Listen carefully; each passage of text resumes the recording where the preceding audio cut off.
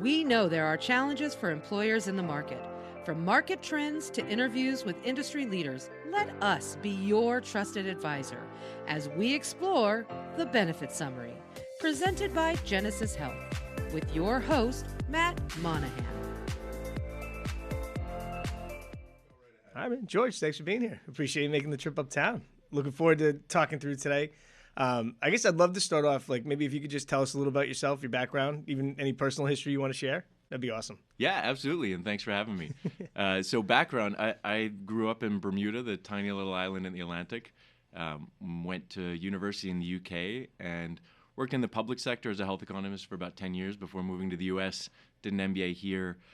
Met my wife there. She told me I was moving to New York, so that's how I ended up here. And I did a short stint at McKinsey doing healthcare consulting, and then got involved in the health tech scene in New York. So I was an early employee at Oscar Health, and then Cedar in the patient payment space. Yeah, it's funny. I have a wife that told me I was going to live in New York too, and like, despite any effort to move out, I can't. It's like we're here. Yeah, I joke that I came kicking and screaming, but I actually love it here. Oh, it's the best. I love it here too. Yeah. But every once in a while, I'm like, more than 1,000 square feet would be fantastic. Yeah. I would love to just jump into on your professional background. You had, with your time at Oscar, you did some really interesting stuff. But even just how did you get into this business? Because even going through your progression, going McKinsey, doing the healthcare consulting, getting into the health tech space, what drew you into this? Because we all kind of fell into it or got into it some way, but it always kind of felt like it was never intentional. Yeah, absolutely. I'm the poster child for that. So I had my undergrad degree paid for partly by the Bermuda government, and I owed them 3 years of civil service afterwards. And so I went back, and I just assumed I was going to work in finance at some point. And so I was looking at jobs they had open in their Ministry of Finance, and they were all really boring jobs. And then I happened to talk with someone in their Ministry of Health that had a really interesting job around kind of health financing reform. And so I just kind of took that job, and it was starting that for a year. And that kind of really drew me into it. And I just found it fascinating because I had more of an economics background, and just how people deal with their healthcare financial situation is really real and interesting. Yeah.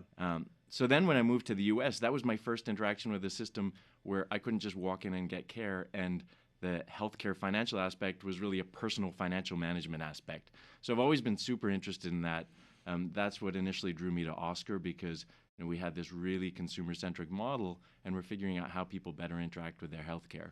And same thing with Cedar.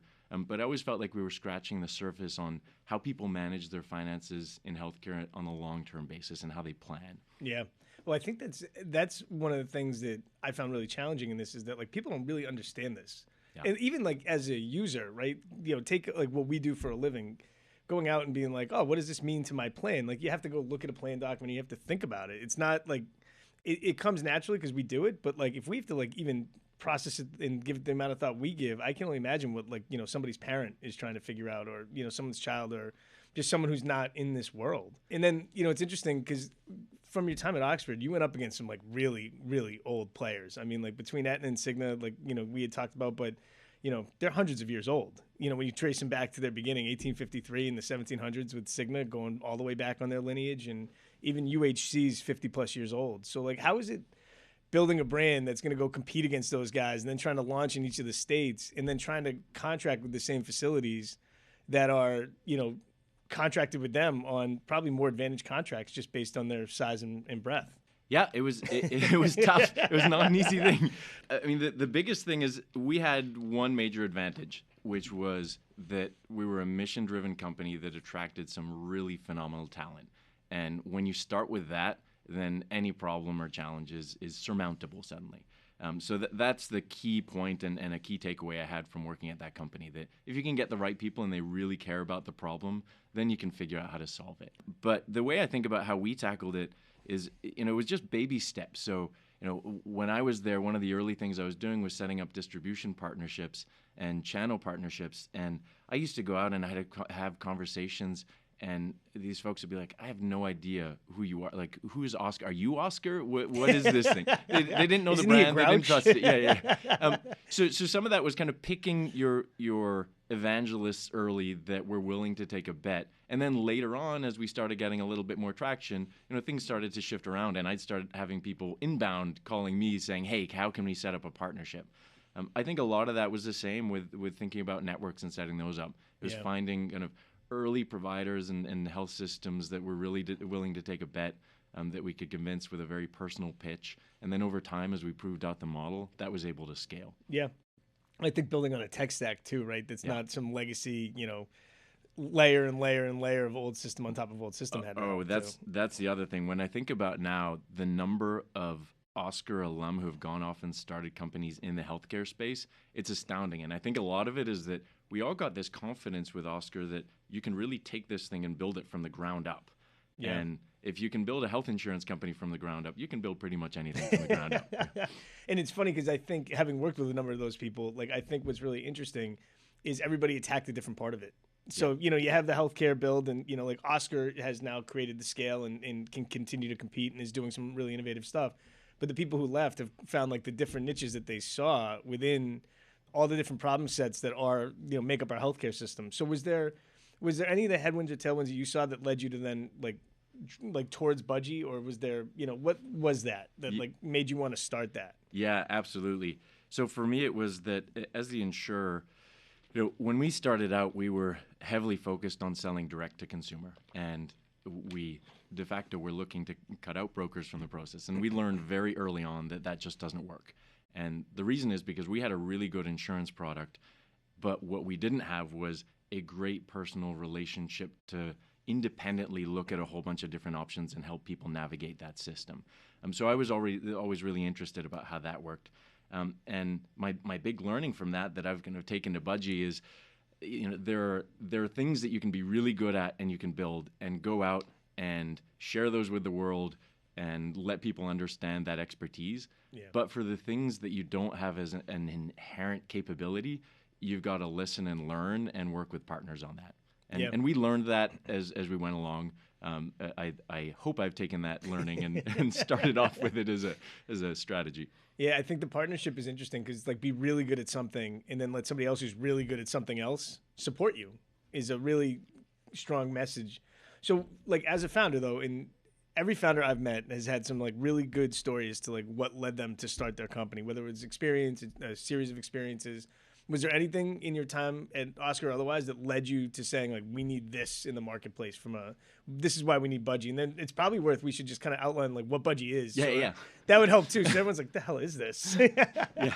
So maybe I'll start by outlining. Yeah. Essentially what we're doing, we're taking really personalized claims level data about individuals and letting them use it to empower them to make the right healthcare decisions, and specifically around open enrollment and choosing the right plans. And what's really different is that we're taking their claims data, not at an aggregate level. We're pulling out insights from it, and we're essentially mock adjudicating it against their different plan benefit options to help them really understand the financial impact of different plans for them. So I think of it less as kind of decision support and more as decision transparency. Yeah. So people aren't looking to be told necessarily you should do this thing or you should do this thing. Most people kind of want to look and see, okay, how have I been using my healthcare, and based on that, what's going to be the impact of me making various different decisions, and then I can make that decision with eyes wide open. And it's funny because I think now, if you were to look at how many people are doing that, if we enrolled 500 people tomorrow, maybe one has taken in their historical, someone who's got major RX expenses or something. But generally, I don't think anybody's really taking that into consideration. So I would love to understand, and I want to come back to the founder question. Yeah. But one thing I would love to go to is your connectivity that you've created with CMS and some of the access that's the transparency legislation has actually had to benefit you. But really dive in there, because I think that really speaks to what makes you guys different than anything else that's out there. Absolutely. And so this is a super interesting space for anyone that knows anything about it. But you had the 21st Century Cures Act, and then you had some of these CMS rules that came out of it. There was the transparency rule, and there was also the CMS interoperability rule. And basically within this, what it had was this requirement that carriers now have APIs, and these are application programming interfaces. Essentially, it's a way of sharing data in real time. And they had to create these to share claims history and much more for specific members of theirs for CMS regulated plan types. So Medicare Advantage, Medicaid, CHIP, ACA plans. Now, some carriers also put all of their commercial claims data available through these APIs. So like Anthem did it for all 40 million of their members. Kaiser Permanente's done it. Some of the other Blues have done it. And so that was a moment, and this is kind of connected with my founder story. I had seen this coming down the pipes and thought, wow, this is amazing. We're finally reaching a point where all of that data that 15 years ago was on paper, and then we went through this real hard process of turning it into digital data, and now we're finally getting to a point where we can relatively easily access it in real time. And that's when we can finally build these really great digital experiences that are personalized for someone, so that I'm not just logging on to a portal and getting educated about different types of plans, but I can actually see more of what looks like and feels like a financial dashboard for me. Yep. So we've been connecting to this data, and it works by and large. I mean, it's good quality data coming through. And we've had several infrastructure partners in the space that had jumped in. So if you've heard of FlexSpa or OneUp Health, there's some of the ones that are connecting to these. And I think you're going to see a wave of companies like ours that are connecting and using this data in a more real-time manner. Do you see? I mean, I want to walk through too what that means for the employee, because I think in taking this back to a very simple explanation, this basically means an employee can log into your website. Yeah. They can approve that your site can access that data on their behalf. Yeah. And then they can have access, your system can, and your algorithms can have access to that data going back, was it 2016? Yeah. So that, basically 6 years of claims data that you can leverage. And then that employee goes through the decision process and reviews their plans. Your algorithms will direct them to a benefit that makes the most sense for them, right? Am I looking at that right? That's spot on. All right. So I think from an employee standpoint, where this is different than some of the traditional solutions that are out there, is it's basically saying, hey, over the last 6 years, you've averaged X in deductible spend or X in RX. This plan makes the most sense for you. You guys call it a bestimate, right? Yeah, we call it a bestimate. It's essentially, don't worry about what your copays are on different plans or what your deductibles are. You shouldn't need to worry about that nitty gritty and go pick out old EOBs from your insurance portal and try and figure out what you've been spending and doing. At the end of the day, what you need is someone to give you a number, which is, what's our best guess of what your total healthcare budget is going to be on each of these plans? And that needs to be inclusive of whatever premium is coming out of your paycheck, whatever your likely out-of-pocket expense is going to be based on your historical claims, as well as scenarios that may be happening for you. And you need to be able to factor in any pre-tax contributions to an HSA or an FSA. So there's a lot of education you can be doing around that, but people need to be both educated on how those things work, as well as just have that number to be able to understand, is this going to be $3,000 out of my pocket or $8,000 out of my pocket? Because you ask most people in the street, say, how much was spent on your healthcare in total last year out of your budget, and they're going to have no idea. Yeah, I mean, your best case is you're going to get an answer on, what they spent out of their paycheck, right? Exactly. I mean, my paycheck, I lose, $200 a month in, paycheck contributions, but then I don't think they even equate those premiums to also then, my RX was $5 for these 4 medicines each, and whatever. I don't think they break it down like that, and it's tough. Yeah. It's a lot of data to track, and you have to be very detail oriented to keep up with it, because even the EOBs are confusing. Yeah. That's not a clear process. Yeah, and where I see this moving is, you've had over the years companies that have tried to stitch together people's medical and healthcare records, but often, I was one of the first people when Apple started connecting to all the Fire data to go connect all of my health system accounts. And it was great. I open up this app and I'm looking at lab results from 4 years ago, and that was it. Then I never opened it again because there was nothing to do with it. So what's really important is to be able to move on.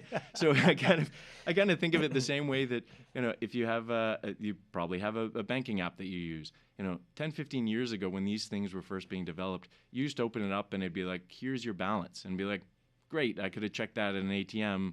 That's useful, but I'm not going to use it too much. And then they started progressing. They started pulling in transactions, and then you started getting tips of things that you could do, and you started being able to pay bills through them, and they started to become much, much more useful. And so that's where we're going, which is you start by pulling in someone's data to give them all the context, and then you start building all of these really delightful experiences so that they can actually make decisions that make sense based in this thing. And you've said, too, from a Buka perspective, half of them are already participating in this actively with the APIs. There are other ones that are willing to provide the data feeds, which, for anyone who's curious what a data feed is, it's like the fax version of, technology integration. It's not great, but it's better. It's good. Yeah. And once you have it in your system, it's there, and you have good data to work with, but it's just a little more clunky. And I think also like the other avenue is going to be TPAs, right? Like Absolutely. you're starting at the third-party administrators that have millions of members as well. And as you start collecting that data, I think that becomes intrinsically more valuable for the employee experience, but also just for, like, I think directing employees to the right place is also inherently going to save money for the employers. Yeah, And there's a downstream impact on this by just saying, like, hey, you're 28 years old, you're healthy, you're not on medicines. Like, you can take the high deductible plan, and there's no risk in that. Exactly. This is all about cutting waste out of the system. So you're cutting waste for the employee, and this is a win-win scenario typically for an employer, because if that employee isn't wastefully using healthcare and is making the right decisions financially, that typically means that there's going to be less waste that's passed through in premium cost to the employer. Yeah. So it's both a cost savings opportunity and a benefit for your employees. Yeah, I love the where you can go with this, because gathering millions of people's data, right, gives you the opportunity to like really turn the corner on what you do next. So are you looking at like bill pay next, or is there other places you think this can go? Because I think it's limitless, and I think one of the challenges on solutions has been there's all these different point solutions, and it feels like each one of them takes a knee like right before like you could see like the use case really transcending. Yeah. And so I would love to see where you're going with that and kind of understand what you're thinking. Yeah. So as a team, we often have this conversation about, what does this look like in 5 years' time? Who are we actually building this for? How do we get there? And so one of the big decisions we had to make early on, which I think differentiates us in a lot of way beyond the pure data, is that everything we are building is focused around the employee as an individual. And what that liberates us to do is say, look, we want to provide value for employers as well, and it's great that there's this win-win scenario, and it's a perfect distribution partnership to get to that employee as an individual. But in the long run, benefits, it's a long-term game for the individual, how they navigate it throughout their life. So where I see this going is this needs to be something that's portable between employers as people are switching jobs regularly. They're going from the W-2 workforce to the 1099 workforce. They then age into Medicare Advantage. And they don't want to be interacting with a whole bunch of different systems every step along the way to understand their benefits. So where we need to get to is this point where we can connect with that consumer. We're connecting all of their data. We're helping them manage these decisions. And we're an easy plug-in along the way. Yeah. That's really an interesting thought. And like even in my mind, I'm now trying to think like, what does that look like? How do you work that? Yeah. Does it move into like an individual membership model versus like a corporate model, or is it some version of both? Right. Yeah. But I think like the employees being able to take that. And I also think there comes with the amount of data you're getting, there's an analytics component that brings some value when you look at what's valuable for the employer is to understand how their employees are using the data. And we use data warehouses in our own business. We currently partner with Deerwalk and are moving potentially to another one. But like you're also collecting the same data. So there is like this other whole claim data subset that you'll have that is an interesting avenue, I think, too. Yeah, so we're getting claims data at scale, but beyond that, I mean, we're also getting engagement data, so we're getting responses to how people plan to and are using their healthcare and what matters to them. So we build that all into our engine. But the other thing is behind all this is a powerful engine that we're re-adjudicating essentially these claims in real time. And so when you think about planning for an employer, it's very easy to look at aggregate level claims and get a sense of things that you can do that are going to impact your rates. But if you really want to drill down to the individual level impact, that's where we can be helping.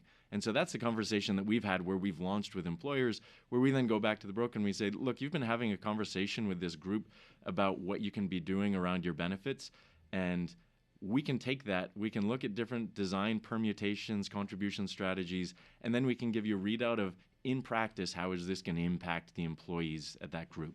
Yeah, which is interesting because when we do that now, in like today's environment, that's an actuarial output that we're putting together. And you're just doing it based on, if we move, the cost of this care by $75 a month, who migrates where, or if we change the deductible by this. And it's an educated guess based on historical claims. But you're saying we could do that actually using like, here's the data coming out of the system based on employee purchasing patterns, right? And this is how it would look. Exactly.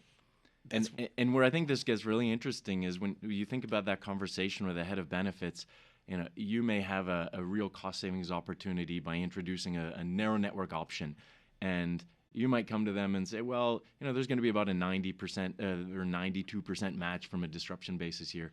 And they're going like, okay, well, what are the 8% of visits my employees are going to have where they're not going to be in network with a doctor? And being able to get down to that level to be able to say, look, they're going to be these folks that they're going to get pushed to a plan that is right for them that has out-of-network coverage. There are these ones that it just makes sense for them to be on this, and we may suggest that they switch doctor to an in-network one, but the savings is so worth it. So being able to get essentially that last mile of engagement and conversation with the employees, I think can really help with your planning. Yeah, and I think that the narrow network, the tiered network, the direct contracting, and I've talked on this podcast a couple times about that, but I think that's where a lot of this goes. Not everyone. And when we got together a couple weeks ago, one of the things we talked about is like living in Manhattan.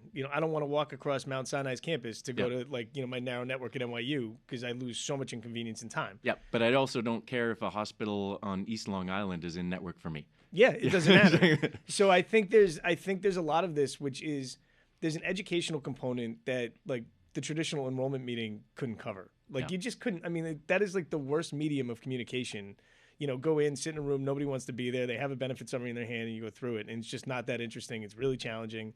And it's not getting articulated. And what gets lost in that sauce is that the employee doesn't really understand what you're saying to begin with, and they don't know the benefit of this. Whereas like if you could show them this through the technology, through an app, where it's showing like if you take this tiered network, you can go here, it's going to, most out-of-pocket expenses are going to be free. Or if you go into this facility, it's going to be covered at 100%.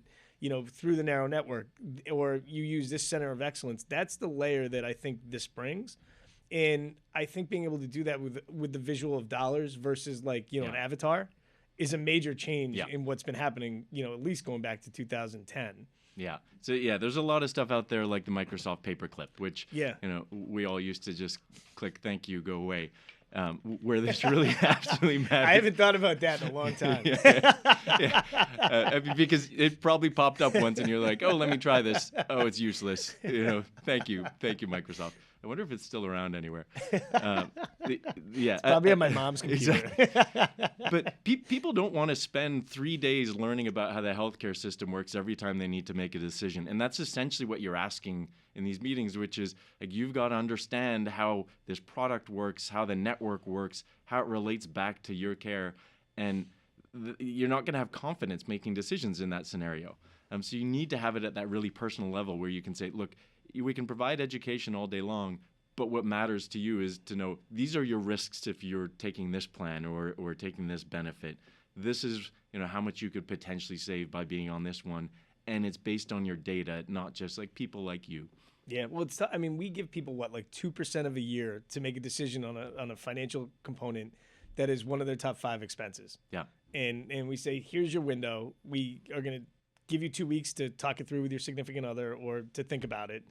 And then you have to do it, and this is your deadline. And maybe we'll have some open enrollment meetings, or we'll have some communications. And there's a lot of consultants like us that I believe do a really good job at that.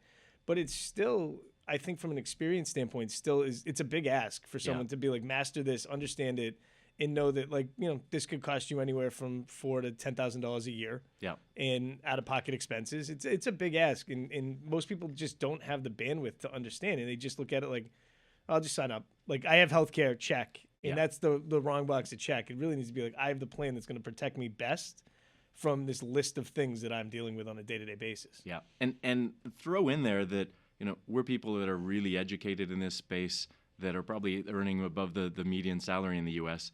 Healthcare is a highly, highly regressive tax, meaning that the less you earn, the more that is as a proportion of your total pay. So when you think about someone that may be making $25,000 a year, that is really, really meaningful if you can be saving them $2,000, $3,000 a year. So sometimes I'll have a conversation with someone that earns $200,000, $300,000 a year, and they're like, "Well, is this an important enough decision?" I'm like, "Maybe not for you, bud, because healthcare doesn't really matter to you from an expense perspective as much. Yeah. But for 92% of the population in the U.S., this is a real, real financial burden. It's the leading cause of bankruptcy."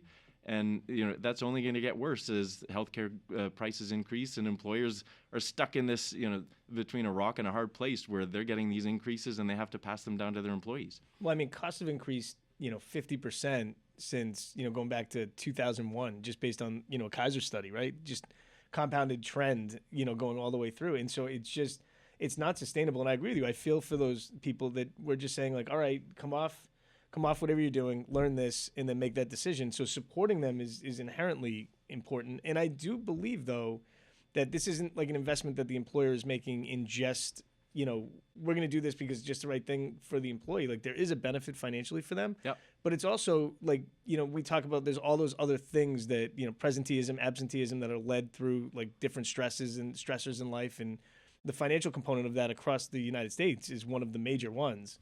So there's a mental health and overall just employee wellness and health that I think this brings on the front end. And, you know, this is a tool too that you can also, this isn't just like open enrollment. This is also, you know, something you would use, you know, for onboarding new hires as well, right? Like we talked about a use case of using that for, you know, sending someone the opportunity to review the benefits before they even come over. Yeah. Right? Using this as that tool. Yeah, this has been a really interesting conversation. We had our first employer launch this recently, and you know, it's a real pain point for recruiters because they're stuck in this spot where they need to talk about the benefits of their company. And they're like, I don't know, I can send you these SBCs, and then this person may be looking at multiple different offers, and they need to figure out what this benefit means for them.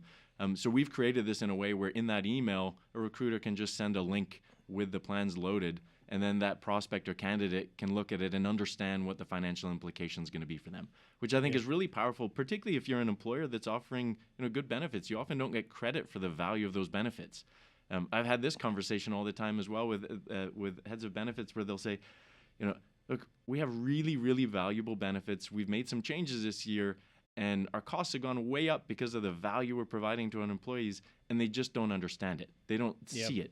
And so being able to get that message across in a dollars and cents way, I think is really valuable. We've had a couple clients too, and I think of this also from a retention perspective, like an employee retention perspective. Yeah. Because we've had a bunch of clients who've said like, you know, there's a couple different facilities down the road or a couple different companies down the road that are offering better benefits than we are, or in a lot of those scenarios, I think it's the perception of better benefits than it is. But there is something that's lower, whether it's a lower deductible, but they might have had a higher out of pockets. There's a whole bunch of things, but like in totality, when you could say, well, look at the review, here are the three options we have. You can model this out and decide like, you know, what makes more sense for you in a competitive environment. I think that type of transparency, when the other company is just sending, you know, the SBC and you're just getting that cert or whatever, and you're doing your math, I think allows for some simplicity in the review. And so it's funny because I never thought of that use case when you told me about that. It was not something that was on my radar at that point.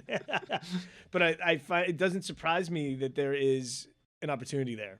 Yeah. I mean, it's one that I hadn't thought of at all when starting the company. And that's, you know, I think of it as my listening tour, which is just every time I can talk to anybody at an employer anywhere, I'll just talk about what we're doing, the technology behind it, and figure out if there's a pain point that resonates for them. And that's one I heard a few times. And now, is there, like, for you, have you found, is there like a best time to roll this out to an employee population?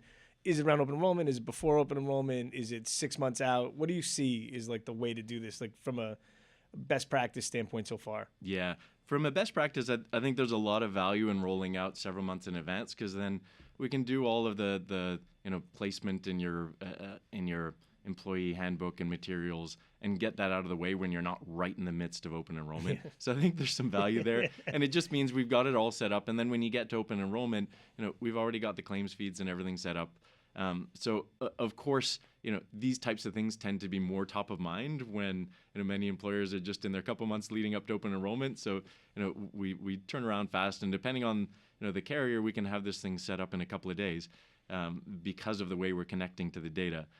But I always have this conversation with employers where I say, look, let's start off as, you know, right now. You don't need to wait for open enrollment. Let's get everything set up and in place so that this isn't another thing you need to worry about implementing, you know, in those final few weeks. Yeah, in the dumpster fire. That exactly. Is like the couple weeks leading up to open enrollment. And is there, for you guys, like, do you look at, is there a target market for you in this? Or is it, you know, whether fully insured, self-funded, does it matter?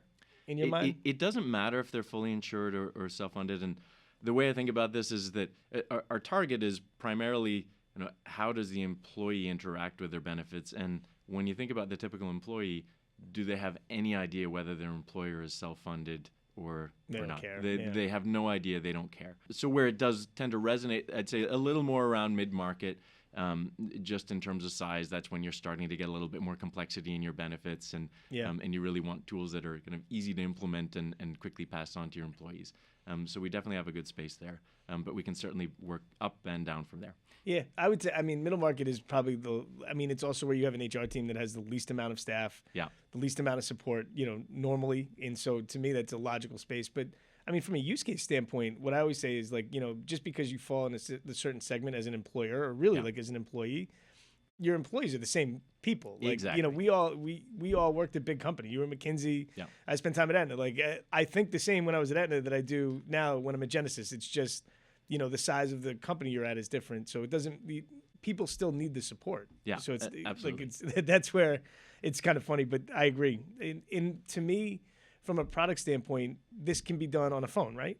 So everything can be done via the phone, because that was one of the things we've run into with certain tech solutions where it either has to be online or it's an app. But everybody now, whether they don't have a computer, they definitely have a computer in their pocket. Yeah. That's the thing. You've got all these things, and we went through this craze where everyone wanted to create an app that you download on your phone, which you shouldn't need to do that. So ours, it's not an app that you need to download from anywhere. It's you click a link, and it gives you a really great experience, whether it's on your phone or on a laptop or computer. Yeah. And it's amazing seeing different employers where, we've worked with some large tech companies where, we'll see 97% of the employees that use it are going through on a computer. And then you'll see in other settings where it's 75% are using their phone to do it when you're looking at retail. So we have these huge swings, and the experience is about the same. So we've built this thing, very much with that in mind, that we don't, we want people to be able to click the link, get through the flow within a couple of minutes, and not have to download anything or set up usernames and passwords. No one wants to do that. Yeah, and then the future is feeding that information into a Ben admin system, right? Direct connectivity there. Exactly. Yeah. Yeah, and that would be ideally through an API, I would think, right? So it's feeding directly into the experience, and then it goes from there. Yeah, and some admins or Ben admins are catching up in this space, so they're starting to create more robust API strategies. So those are the ones that are great to work with.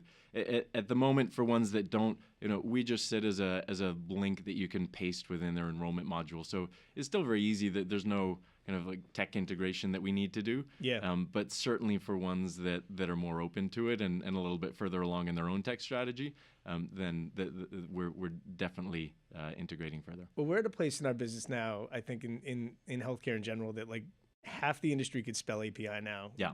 3 years ago, I don't know if they could have, or 5 years ago maybe.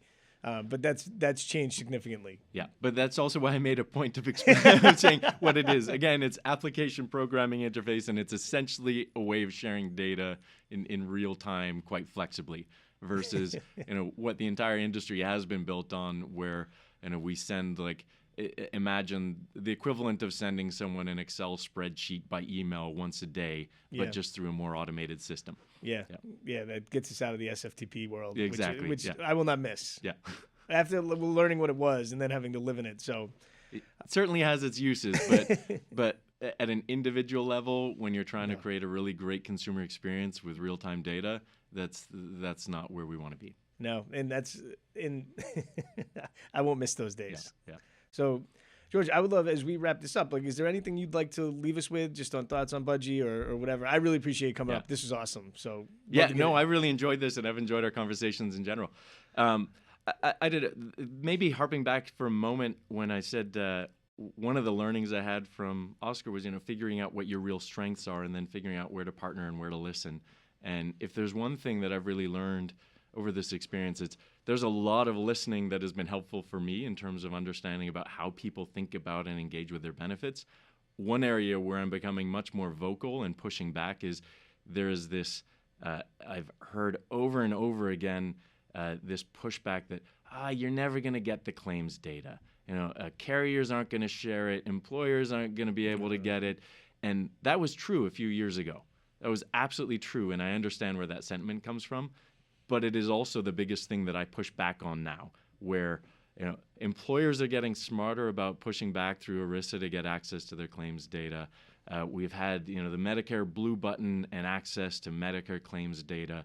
We've had this new regulatory push and these APIs that are coming out. It is a pretty small sliver left of smaller employer groups that can't get access to their claims data, and that is going away because it's just not going to be sustainable. There are companies like mine and others that are connecting to this and using this, and you just imagine if you're an Aetna sales rep trying to get an account, and you go to them and you say, but these 4 solutions that you're using, you're not going to be able to use them anymore if you switch over to us. You're just going to lose in that, like left, right, and center. So the days are numbered where this data sharing isn't going to be, just a de facto assumption. Yeah, but I love that you closed with a nice jab at Aetna there, where the data can be challenging to get. But I agree. And I think in this fiduciary responsibility now that employers are taking on, where they can be held liable, this is a way of providing transparency to the employees so that, that feeling or that potential litigation of fiduciary responsibility or not doing your fiduciary responsibility through the analysis and all that stuff, this is a way of proving that you did. Yeah. And it's a way of empowering employees to have a tool to support them to believe that you did. And so I think I know that there's a home for this going forward, and I think it only expands. And like the data get, from any of the carriers is going to improve. And it's improved. 5 years ago, if you told me you were pulling this data in an API environment, I would have told you you're nuts. Yeah. And I probably would have told you that 2 years ago. But now that you're getting it, it's just a matter of time. The world is changing. And if you're starting a company, why build for the now when you can build for the future? Yeah. And that future is pretty clear in this space around data accessibility. So that's my view. I want to be building for where we're going to be in a few years' time. And we can support the present world for a limited time. But everything we're building is focused around where is this going to be in 3 years? How do we build against that? And be ready to support the legacy stuff in the meantime. Yeah, I agree. Well, listen, I appreciate making the time to do this and making it uptown. You heading back to Brooklyn or Soho? Heading back to Soho. Nice. Yeah. Well, I appreciate it. This was fantastic. It was good to see you again, too. Thanks, Matt. Thanks, good George. to see you, too. Get more out of your benefits when you connect with Genesis Health on LinkedIn or through our website, www.genesis.health. And be sure to subscribe to the Benefit Summary wherever you get your podcasts. That way you don't miss the benefit of future episodes. This has been the Benefit Summary, presented by your friends at Genesis Health.